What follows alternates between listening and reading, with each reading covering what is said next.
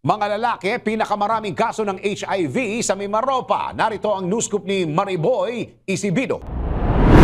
Mga lalaki ang karamihan sa mga kaso ng HIV sa Mimaropa ayon sa ulat ng Department of Health Center for Health Development Mimaropa. Sa second quarter meeting ng Expanded Regional Intelligence Committee o ERIC Mimaropa, sinabi ni John Earl de Borja ng DOH CHD Mimaropa na mula taong 1988 hanggang March 2025, umabot na sa 2,585 ang naitalang people living with HIV o PLHIV sa buong rehiyon. Sa naturang bilang, 2,423 ay mga lalaki, habang 162 naman ang babae. Ayon pa kay Deborah, pangunahing dahilan ng hawaan ay ang pakikipagtalik ng lalaki sa kapwa lalaki. Pinakamaraming kaso ang naitala sa Puerto Princesa City na may 788, sinundan ng Oriental Mindoro na may 654, Palawan na may 556, Occidental Mindoro na may 279, Romblon na may 175 at ang Marinduque na may pinakakaunting bilang na 132. Bagamat mataas ang bilang ng kaso, nilinaw ni Deborah na karamihan sa mga pasyente ay sumasa ilalim na sa gamutan. Samantala, iniulat naman ni Melanie Candeloso ng DOH CHD Mimaropa sa parehong pulong na meron ng 6 na HIV treatment hub at 15